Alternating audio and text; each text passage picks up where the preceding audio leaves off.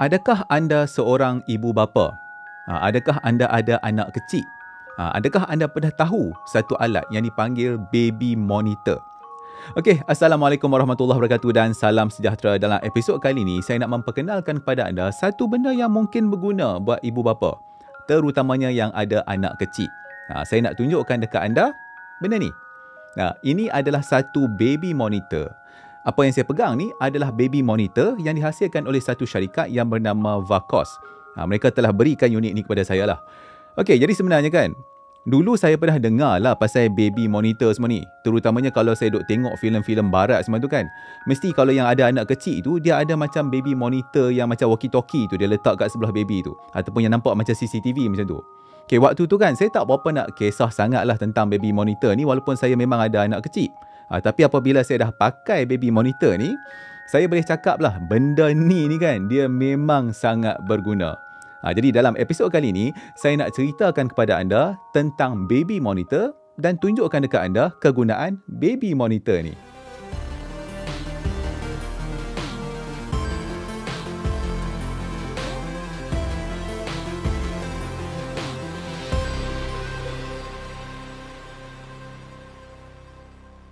Secara umumnya, dia ada beberapa jenis baby monitor dekat pasaran ni lah. Okey, ada satu jenis tu yang dipanggil sebagai kategori audio monitor.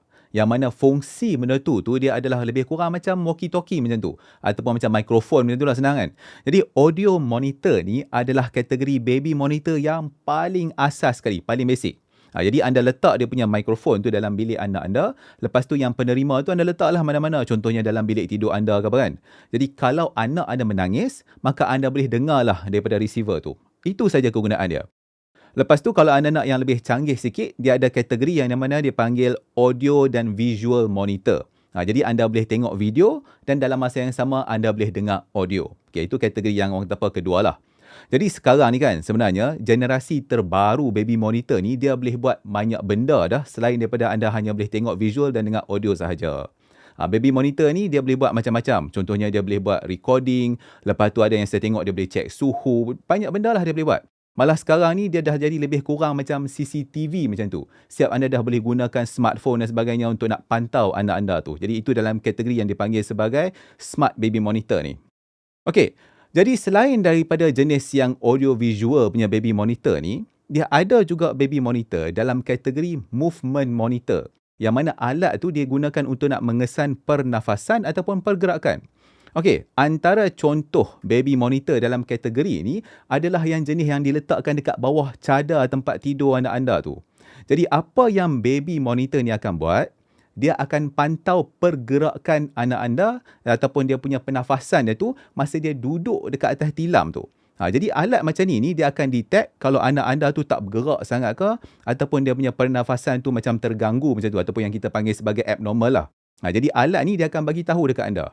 Jadi benda tu kan dia sangat berguna. Contohnya untuk nak elakkan kes yang orang kata apa bayi lemas masa tidur semua tu. Okey, jadi kalau anda gabungkanlah jenis yang audio visual dan juga jenis yang movement monitor tu, maka anda bolehlah kata tengok pergerakan, lepas tu dengar bunyi dan dalam masa yang sama anda pun boleh tahu kalau anak anda tu dia tak bernafas dengan betul ataupun dia tak bergerak masa tidur. Jadi benda ni dia memang pentinglah untuk keselamatan anak.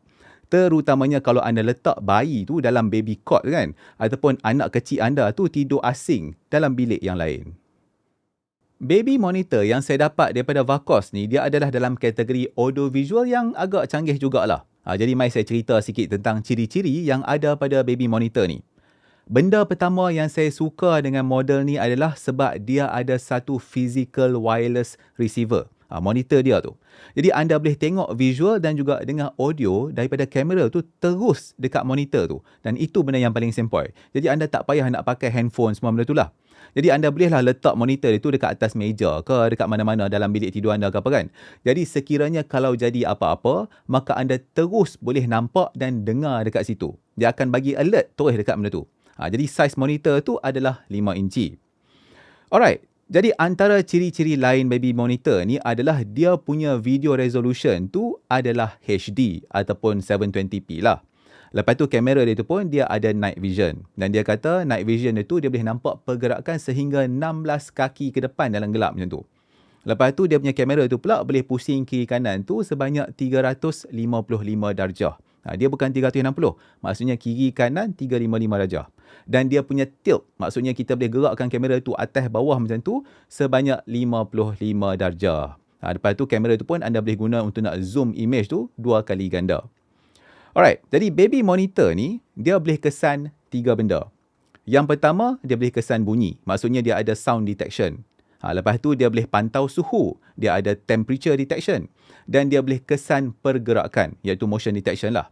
Tapi satu benda yang anda kena tahu, baby monitor ni dia tidak ada keupayaan internet. Jadi dia tidak ada aplikasi. Ini bukan dalam kategori smart baby monitor tu.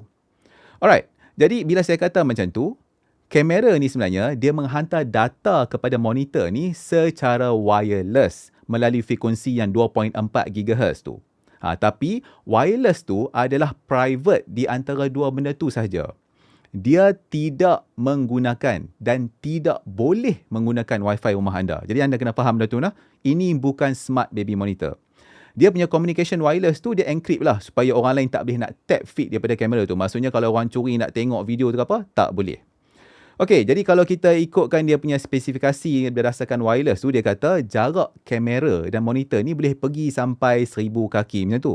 Itu saya rasa kalau tak ada halangan lah di antara dua benda tu. Tapi biasanya, bila kita guna benda ni dalam rumah kan, bila ada dinding semua benda tu, maka jarak efektif tu dia akan berkurang lah. Tapi saya boleh cerita dekat anda, saya dah pakai benda ni dalam satu rumah 2 tingkat, rumah teres 2 tingkat. Alhamdulillah okey lah, tak ada masalah lagi. Alright, jadi selain daripada tu, monitor dan kamera ni, dia ada keupayaan komunikasi dua hala. Maksudnya two-way communication. Jadi anda boleh tekan butang dekat monitor tu untuk nak bercakap. Dan suara anda tu dia akan keluarlah dekat kamera tu. Jadi anda bolehlah nak sembang anak anda ke apa kan. Alright. Dan dalam set ni, dia hanya bagi dekat anda satu kamera tu saja. Tapi monitor ni kan sebenarnya dia boleh digunakan dengan 4 unit kamera ni. Jadi anda bolehlah pergi beli 3 lagi kamera untuk katakanlah nak tengok bilik-bilik lain lah. Contohnya macam tu. Okay, selepas tu kalau anda tengok kan dekat monitor ni juga dia ada tempat untuk nak letak SD card. Dan saiz maksimum SD card tu adalah sampai 256GB.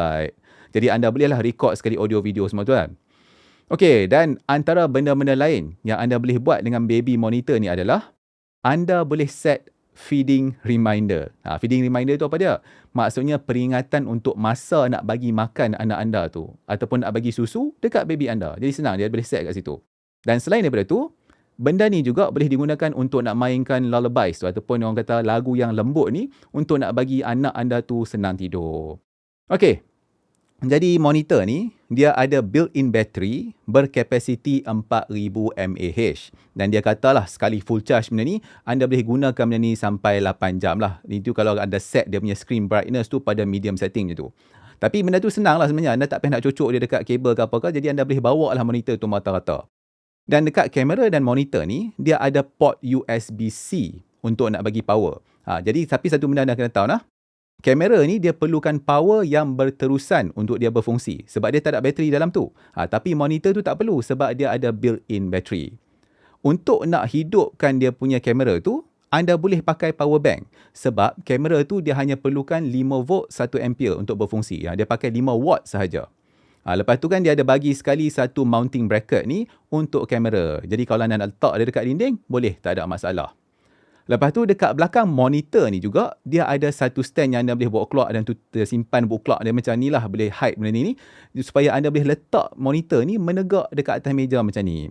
Lepas tu dia pun ada satu antena ni yang mana anda boleh tarik menegak untuk nak elokkan lagi signal. Selesai cerita pasal baby monitor. Jadi saya harap episod ni berguna terutamanya kepada anda yang ada anak kecil. Selain daripada tu, kalau anda ada ahli keluarga ataupun saudara mara ataupun kawan-kawan yang baru dapat cahaya mata, maka anda bolehlah pertimbangkan untuk hadiahkan baby monitor kepada mereka. Anda percayalah cakap saya kan, insya-Allah kan baby monitor dia ni memang berguna untuk keluarga yang baru dapat anak. Okey, jadi maklumat pasal baby monitor ni saya dah letak dekat video description ni. Jadi anda bolehlah tengok dekat situ. Okey, kita pun dah sampai kepada penghujung episod kali ini. Kalau anda suka video ni, maka saya harap anda sudilah untuk nak like dia.